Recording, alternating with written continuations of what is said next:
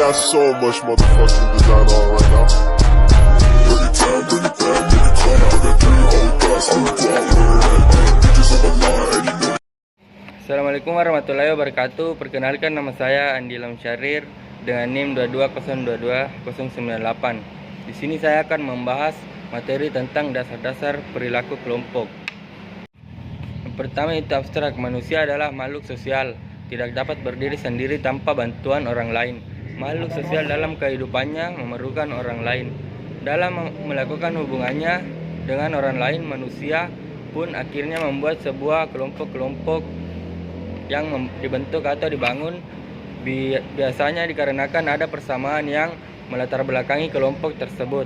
Dari beberapa pendapat, para ahli dapat diambil kesimpulan bahwa kelompok adalah kumpulan dari dua orang yang atau lebih yang saling berinteraksi. Dalam interaksinya ada tujuannya yang hendak dicapai.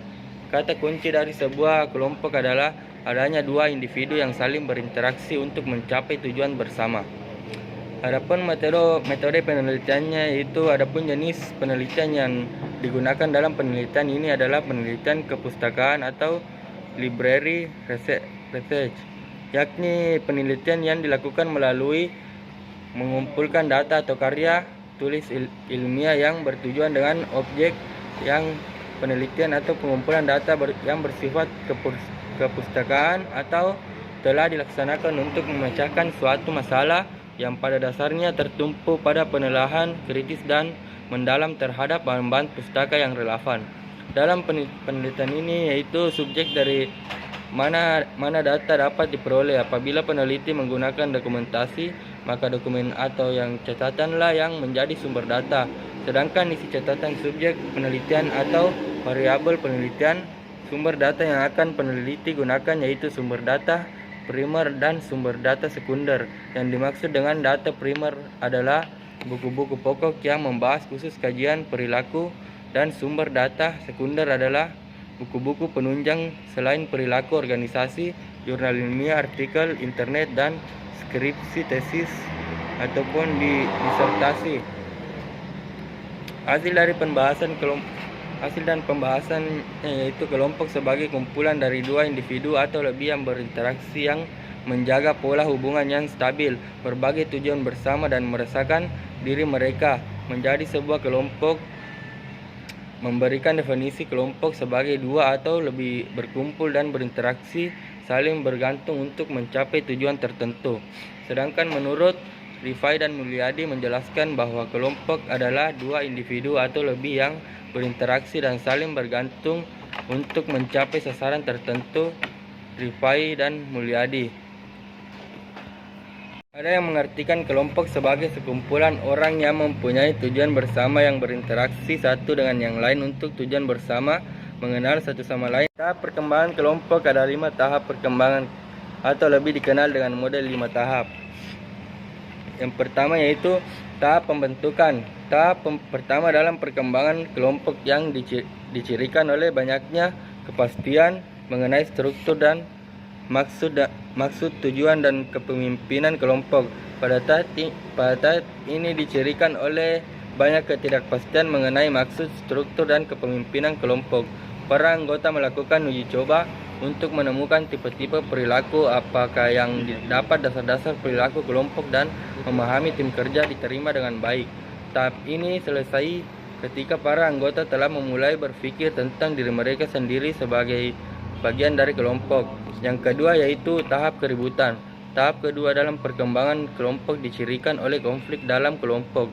Artinya para anggota menerima baik eksistensi kelompok tetapi melawan adanya kendala-kendala yang dikenalkan oleh kelompok terhadap individualitas. Tahap keributan adalah tahap konflik di dalam kelompok. Yang ketiga, tahap penormaan adalah tahap di mana berkembang hubungan yang akrab dan kelompok menunjukkan sifat kohesif atau saling tarik. Sudah ada rasa memiliki identitas kelompok yang persahabatan yang kuat. Tahap ini selesai jika telah terbentuk struktur kelompok yang kokoh dan menyelesaikan harapan bersama atas apa yang disebut sebagai perilaku anggota yang benar. Yang keempat yaitu tahap pengerjaan. Tahap keempat dalam perkembangan kelompok di mana kelompok tersebut sepenuhnya berfungsi dan diterima dengan baik. Yang kelima yaitu tahap penundaan. Tahap terakhir dalam perkembangan dengan ciri kepedulian untuk menyelesaikan kegiatan-kegiatan, bukan melaksanakan tugas. Adapun teori-teori pembentukan kelompok. Teori pembentukan kelompok terdiri atas satu, teori kedekatan. Teori kedekatan menjelaskan tentang adanya aliansi di antara orang-orang tertentu. Seseorang berhubungan dengan orang lain disebabkan adanya kedekatan ruang. Yang kedua yaitu teori interaksi. Teori interaksi berdasarkan pada aktivitas, interaksi dan sentimen atau perasaan atau emosi yang berhubungan secara langsung. Ketiganya dapat dijelaskan sebagai berikut. Yang pertama itu semakin banyak aktivitas seseorang dengan orang lain, semakin beraneka interaksinya dan semakin kuat tumbuhnya sentimen yang ditularkan.